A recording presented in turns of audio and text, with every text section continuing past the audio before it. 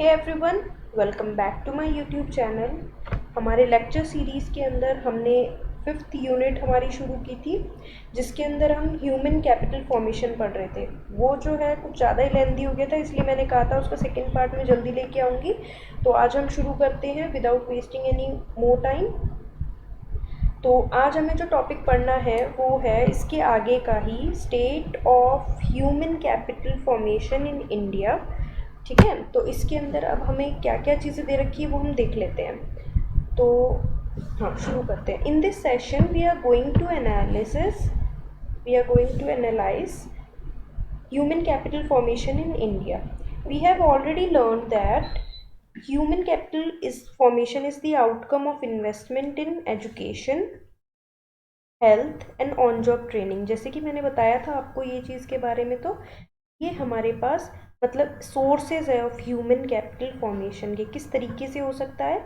इन तरीकों से हो सकता है। ठीक है, of this education and health are very important source of human capital formation. We know that India is a federal country with the union government, state government and local governments, जिसके अंदर municipal corporation, municipalities and village panchayat आ जाती है।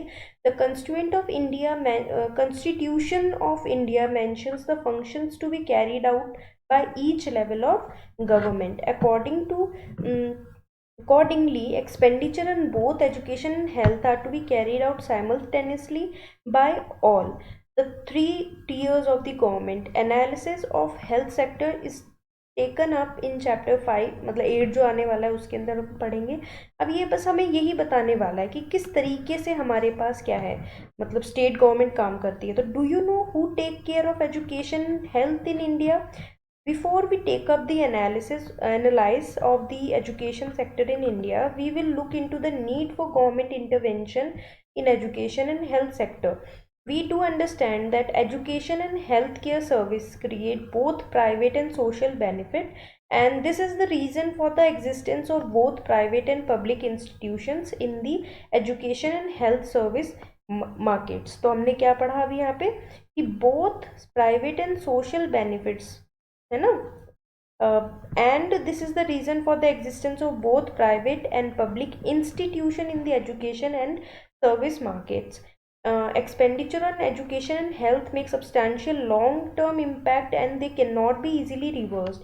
Hence, government intervention is essential. For instance, once a child is admitted to school or healthcare center where the required services are not provided, before the decision is taken to shift the child to another institution, substantial amount of damage would have been done. Moreover, individual consumers of these services do not have complete information about the quality of service and their cost. In this situation, the provider of education and health service acquires monopoly. मतलब ऐसा हो जाता है ना कि अगर उनके ऊपर देख रखा वाला करना कोई नहीं है कि तुम क्या कर रहे हो, अकाउंटेबल नहीं है, तो भाई वो उस चीज़ का मोनोपोली बना लेंगे, उस चीज़ का फ़ायदा उठाने लगेंगे, है ना, एक्सप्लॉयटेशन करने लगेंगे। The role of government in this situation is to ensure that the private provider of these services adhere to the standards stipulated by the government and charge the correct price. अब in India की बात करें तो in India the ministry of education at the union and state level, department of education and various organisation like NCERT, UGC and All India Council of Technical Education facilitate institutions which come under the education sector. Similarly, the ministries of health at the union and state level, department of health and various organizations like National Medical Commission and Indian ISMR जो है आपके पास ICMR, council for medical research, ये हो गया आपके पास। In developing country like India with the large section of the population living below the poverty line, many people can not afford to access the basic education and health care facilities. Moreover, a substantial sector of India's population cannot afford to reach super specialty healthcare and higher education. Furthermore, when basic education and healthcare is considered as the right of the citizen, then it is essential that the government should provide education. मतलब इसके अंदर एक तरीके से ये कि कौन संभालता है, तो हमने देखा है यहाँ पे कौन कौन है यहाँ पे हमारे पास NCERT एक एजुकेशन, एक हमारे पास ऑर्गेनाइजेशन है, UGC हो गया, ICMR हो गया हमारे पास। तो ये मेनली हमारे पास है यहाँ पे, क्योंकि ये ज़रूरी भी है। देखो यहाँ पे आपके पास ये लिखे हुए भी है। अब education sector in India, growth in education, expenditure on education, do you know how much government spend on education. अब ये सब जो चीज़ें हैं हमारे पास, अब देखो the government is express the expenditure by the government is expressed in two ways, as a percentage of total government expenditure and a percentage of GDP। ठीक है ना। अब ये GDP ये क्या टॉपिक है, ये भी आपके 12th के अंदर था, है ना, 11th में भी है। तो ये भी एक बहुत इंपॉर्टेंट टॉपिक है, जब आएगा तब मैं समझाऊंगी इसके बारे में। The percentage of education expenditure of total government expenditure indicates the importance of education in the schemes of things before the government. The percentage of education expenditure of GDP expresses how much of people's income is to be committed. देखो अभी आपको दे रखा है ये चीज़ के बारे में। ये क्या है आपके पास, एजुकेशन एक्सपेंडिचर ऑफ GDP जो होता है ना, एजुकेशन एक्सपेंडिचर ऑन GDP जो होता है हमारा, एक्सप्रेस करता है, क्या एक्सप्रेस करता है ये, कि how much of people's income is committed to मतलब यूज की गई है to the development of education in the country of, है ना, इन अ कंट्री। अब यहाँ पर आपके पास एक वो दे रखा है कि भाई पहले तो इतना ही होता था, अब इतना। तो ये चीज़ मेरे हिसाब से बहुत बेसिक है, बहुत फॉर्मल है, तो मेरे को इसको बताने की ज़रूरत नहीं है। अब इसमें क्या है आपके पास, the elementary education takes a major share of total education expenditure in the share of the higher tertiary education, जैसे कि आपके पास एग्जाम्पल्स है, इज द लीस्ट, मतलब ज़्यादातर क्या है, एलिमेंट्री एजुकेशन के ऊपर खर्चा है ना, टोटल एक्सपेंडिचर, और उसके ऊपर कम है। Though on an average the government spend less on tertiary education, expenditure per student in tertiary education is higher than that of elementary. This does not mean that the financial resources should be transferred from tertiary education to elementary. As we expand school education, we need more teachers who are trained in the higher educational institution। obvious सी बात है ना, जैसे जैसे हम ये बढ़ाएंगे तो हमें टीचर्स तो वहीं से ही मिलेंगे, टीचर्स कोई बच्चे ही थोड़ी ना होते हैं।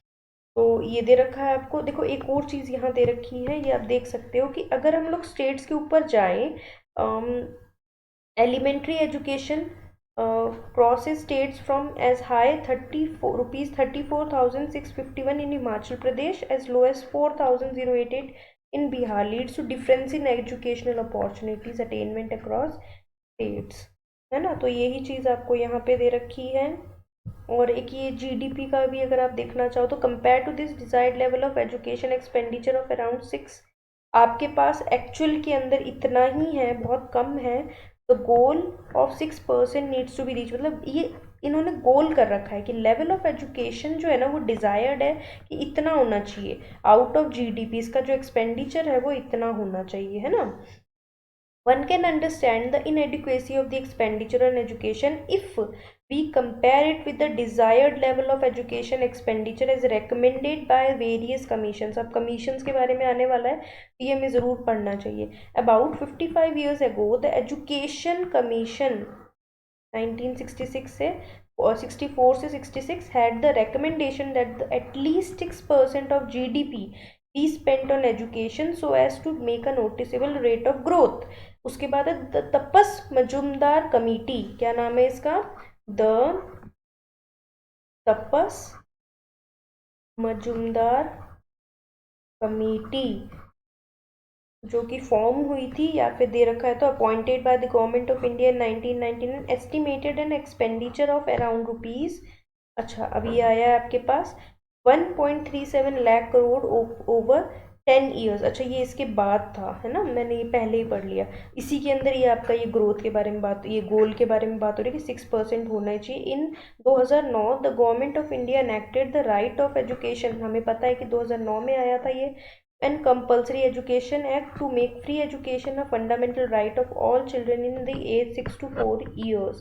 government of India um, has also started levying a 2% education cess on all education taxes। the revenue from education cess has been earmarked for spending on Elementary education.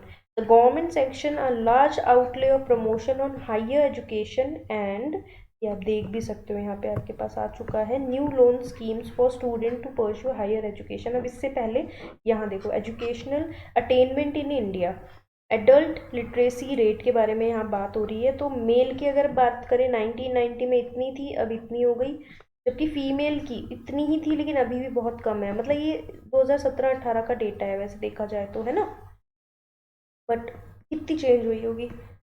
Primary completion rate, जब तक rural या basic इलाकों में root पे नहीं पहुंचोगे ना तब तक मेरे हिसाब से इसका कुछ भी नहीं हो पाएगा। यहाँ देखो प्राइमरी कंप्लीशन रेट के बारे में बात हो रही है, यहाँ पे 78% या 93, ये तो चलो ठीक है, प्राइमरी एजुकेशन तो लेते हैं। यहाँ एडल्ट लिटरेसी थी उसके अंदर कम है फीमेल्स का। Youth literacy rate 93, 90।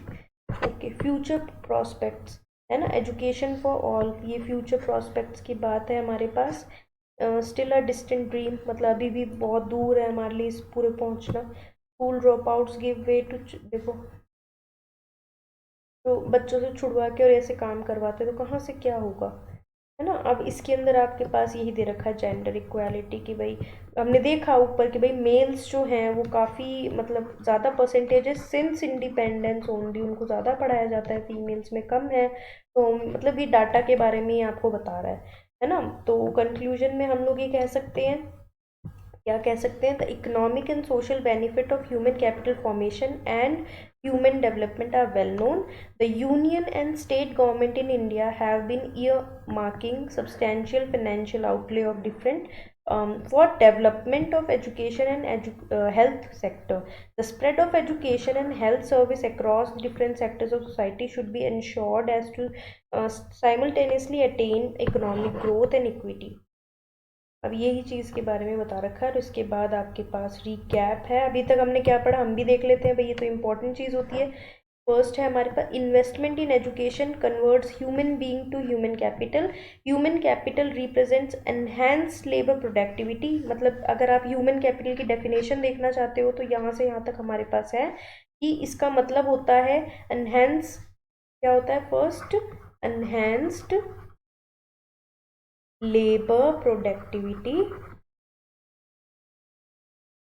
which is acquired ability and an outcome of deliberate investment decision with an expectation that it will increase in future, है ना। वो फ्यूचर करे में इनकम सोर्स को इंक्रीज करेगा। Investment in education, on the job training, health, migration, information are the sources of human, ये हमने पढ़ लिया है। The concept of physical education is the base for conceptualizing human capital, है ना। इसमें हमने एक तरीके से पढ़ा था कि ये मशीन्स को बोलते हैं, ये हमने ह्यूमंस को देखा था। सिमिलैरिटीज एंड डिसिमिलैरिटीज भी हम देख चुके हैं इसके अंदर। Investment in human capital formation is considered efficient and growth enhancing. Human development is based on the idea that education and health are integral to human well-being because only when people have the ability to read and write and the ability to lead a long and healthy life will they be able to make other choices. Percentage of expenditure on education of total government expenditure indicates the importance of education schemes, scheme of things for the government. So that's it guys, ये chapter हमारा यहीं पर ही complete होता है। I hope ये आपको समझने में बहुत हेल्पफुल रहा होगा, आपको ये चैप्टर भी समझ में आया होगा। और इसी के साथ ही ये हमारा टॉपिक हम आज ओवर करते हैं। मैं आपके लिए जल्द से जल्द लेके आऊँगी आपका नेक्स्ट टॉपिक। तब तक के लिए आप मेरे चैनल को सब्सक्राइब कीजिएगा और जितने भी नोट्स हैं उनको रिवाइज कीजिए। मैं आपको यही कहूँगी कि हमारा सितंबर में एग्ज़ाम है कॉलेज लेक्चरर का, अभी भी थोड़ा बहुत टाइम बाकी है हमारे पास, तो इस चीज़ को कवर अप करो, मेरे साथ कवर अप करो, आप अपना करते रहो और जो एनसीईआरटी हो मेरे साथ कवर अप करो। बहुत सारे ऐसे टॉपिक हैं जो आप इसके अंदर कवर देखेंगे, ठीक है ना। तो that's it for today guys, thank you.